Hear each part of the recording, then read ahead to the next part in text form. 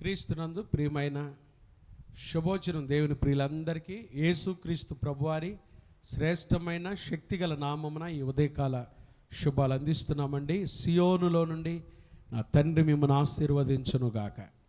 ఈరోజు శుభోచనం కొరకు అపోస్తలుడైన పేతురు రాసిన మొదటి పత్రిక 3వ అధ్యాయం 9వ వచనం. ఆశీర్వాదమునకు వారసులవుటకు మీరు పిలువబడితిరి గనుక కీడుకు ప్రతి కీడైనను దూషణకు ప్రతి దూషణైనను చేయక దీవించుడి. ఎంత బలమైన మాట. ఉదయకాలం లేవగానే ఏ పరిస్థితుల్లో లేచారు దేవుని ప్రియులారా, ప్రభు మీకున్న కలవరాలన్నీ కొట్టివేయునుగాక, మీ సమస్యలన్నీ పరిష్కరించునుగాక, మీకు కృప కలుగునుగాక, మీకు సమాధానం కలుగునుగాక. యేసయ్య ఈరోజు మీతో మాట్లాడుతున్నాడు శుభోచనం ద్వారా. ఆశీర్వాదానికి వారసులవుటకు మీరు పిలువబడ్డారు. యేసు ప్రభు లోకములో ఉన్న మనందరినీ పిలిచాడు కదండి. ప్రయాసపడి భారం మోసుకొనుచున్న సమస్త జనులారా నా యొద్దకు రండి, నేను మీకు విశ్రాంతి కలుగ చేతును. ప్రభు పిలిచాడు. ఆయన పిలుపునందుకొని వచ్చే మనం పరిశుద్ధమైన పిలుపుతో పిలిచాడు, ఉన్నతమైన పిలుపుతో పిలిచాడు, పరలోక సంబంధమైన పిలుపుతో పిలిచాడు.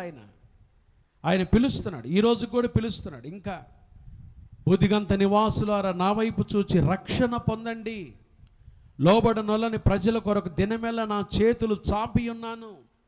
ప్రభు పిలుస్తున్నాడు. చెవియొగ్గి నా యొద్దకు రండి, మీ పాపములు కెంపు వలె ఎర్రనివైనను హిమం వలె తెల్లగా చేస్తాను. అవునండి, ఎప్పుడైతే ఆయన పిలుపునందుకొని ఆయన దగ్గరికి వస్తామో ఆయన పరిశుద్ధ రక్తంలో మన పాపం కడుగబడుతుంది, పవిత్రులుగా చేయబడతాం. యేసు రక్తము ప్రతి పాపము నుండి మనల్ని కడిగి పవిత్రులుగా చేస్తుంది కదండి. మనము మన పాపములను ఒప్పుకొని ఎడల ఆయన నమ్మదగిన వాడును నీతిమంతుడును గనుక ఆయన మన పాపములను క్షమించి సమస్త దుర్నీతి నుండి మనల్ని పవిత్రులుగా చేస్తాడు. ఎప్పుడైతే ఆయన దగ్గరికి వచ్చి యథార్థమైన హృదయంతో ఆయన దగ్గర పశ్చాత్తాపడి మన పాపాన్ని ఒప్పుకొని విడిచిపెడతామో యేసయ్య కనికరం గల దేవుడు మనల్ని కనికరించి బాగు చేస్తాడు, పవిత్రులుగా చేస్తాడు. పిలుస్తున్నాడు ఆయన. ప్రభు పిలుచుటలో ఒక గొప్ప ఉద్దేశం ఉంది. ఏంటి ఆ ఉద్దేశం అంటే ఏంటంటే ఆశీర్వాదానికి వారసులవుటకు మనం పిలువబడ్డాం. ఆశీర్వాదానికి వారసులం మనం ఎప్పుడు ఏది చెప్పినా ఆశీర్వాదమే చెప్పాలి. ఆశీర్వదించే ప్రజలం మనం. దేవుడు మనల్ని ఆశీర్వదించుట కొరకే పిలుచుకున్నాడు. ఇతరులను ఆశీర్వదించటమే మన పని, మన బాధ్యత. చూడండి ఏమంటాడు, ఆశీర్వాదానికి వారసులవుటకు మీరు పిలువబడితిరి గనుక కీడుకు ప్రతి కీడు. ఎవరు కీడు చేసినా ప్రతి కీడు చేయబాకండి. ఎంత బలమైన మాట చూడండి. యేసయ్య మనల్ని పురికొల్పుతున్న మాట, హెచ్చరిస్తున్న మాట, మనల్ని బలపరుస్తున్న మాట. ఎవరైనా కీడు చేశారా ప్రతి కీడు చేయొద్దు. ఉంటారు కీడు చేసేవారు. పౌలు రాస్తాడు కదా, అలెగ్జాంద్రుని కంచరు వాడు నాకు చాలా కీడు చేశాడు. కీడు చేసేవాళ్ళు ఉంటారు. నాకు తెలియదు, ఒకవేళ ఉదయకాలం మీ జీవితంలో ఎవరు మీకు కీడు చేశారో. సొంతోళ్ళే కీడు చేస్తారు, కొన్నిసార్లు ఇంట్లో వాళ్ళే కీడు చేస్తారు, నమ్మిన స్నేహితులే కీడు చేస్తారు, సహ ఉద్యోగులే కీడు చేస్తారు, ఎవరినైనా నమ్ముతామా వారే కీడు చేస్తారు. ఎవరు మనకు కీడు చేసిన దేవుని బిడ్డలంగా మేలు చేత కీడును జయించాలి, కానీ కీడు చేసిన వారికి కీడు చేయటం మన పని కాదు. ఎందుకంటే మనం ఆశీర్వదించే ప్రజలమే, ఆశీర్వాదానికి వారసులం అవుటకే ప్రభు మనల్ని పిలిచాడు. కానీ కీడు చేసిన వారికి ఎవరికి కీడు చేయకూడదు, ప్రతి కీడు చేయకూడదు. కీడుకు ప్రతి కీడైన, రెండవది దూషణకు ప్రతి దూషణ చేయకూడదు. అంతే. ఎవరైనా దూషించారా, దూషిస్తారండి. నా నామం నిమిత్తం జనులు మిమ్మల్ని నిందిస్తారు, హింసిస్తారు, మీ మీద అబద్ధముగా చెడ్డ మాటలలో పలుకున్నప్పుడు ధన్యులు, సంతోషించి ఆనందించుడి, పరలోకమందు మీ ఫలం అధికమగును. దూషిస్తారు, మీ పేరు చెడ్డదని కొట్టివేస్తారు కూడా. దూషించిన వారికి ప్రతి దూషణ చేయటం దేవుని బిడ్డల కర్తవ్యం కాదు, దేవుని బిడ్డల పని కాదు. క్రీస్తు రక్తంలో కడుగబడిన మనం ఆశీర్వాదానికి వారసులం అవటమే, ఆశీర్వదించడానికే పిలువబడ్డాం. కానీ కీడుకు ప్రతి కీడు చేయొద్దు, దూషణకు ప్రతి దూషణ చేయొద్దు. చేయక ఏం చేయాలి? దీవించండి. మీ నోట దీవెన మాటలే రావాలి, మీ నోట ఆశీర్వాదపు మాటలే రావాలి. ఎవరు హాని చేసినా, ఎవరు కీడు చేసినా, ఎవరు దూషించినా, ఎవరు నిందించినా, ఎవరు అవమానపరిచినా, ఎవరు ఎగతాళి చేసినా, ఎవరు అపహాస్యం చేసినా, దేవుని బిడ్డలుగా వారిని దీవించుట కొరకే ప్రభు మనల్ని పిలుచుకున్నాడు. వారిని ఆశీర్వదించుట కొరకే ప్రభు మనల్ని పిలుచుకున్నాడు.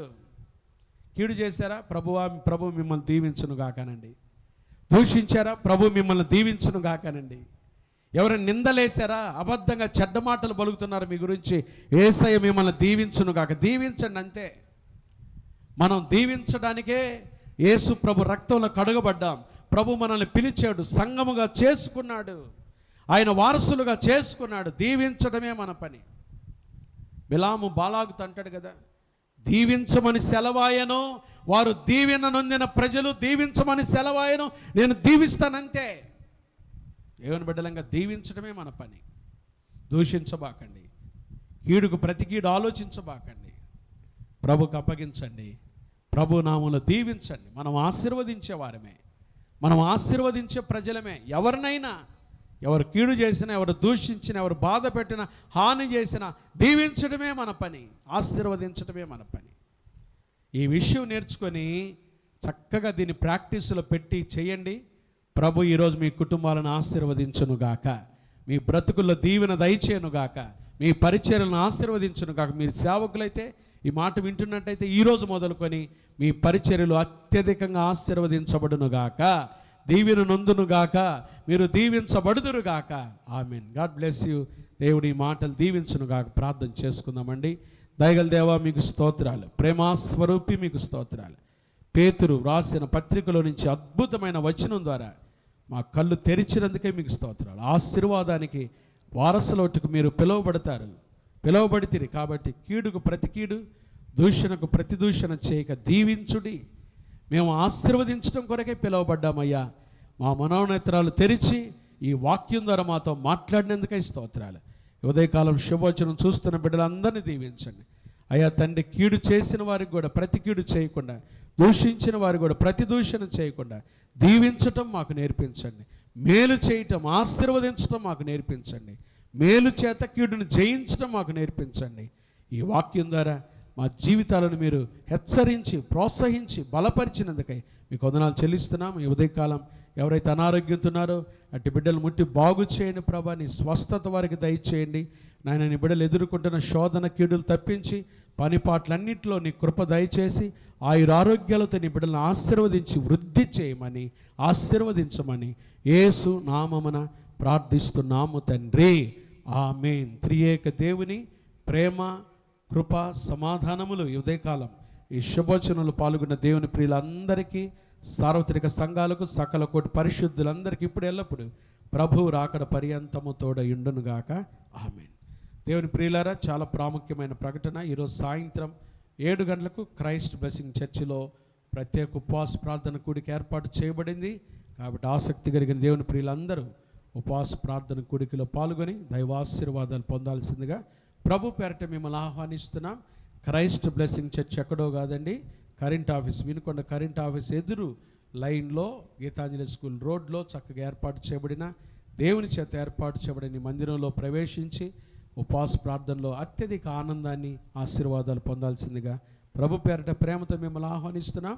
ఈ శుభవచనం చూస్తున్న వారు 10 మందికి షేర్ చేయండి, మీ ఫ్రెండ్స్కి తెలియపరచండి. ప్రభు కృప మీకు తోడయుండును గాక. Amen. God bless you. May God be with you.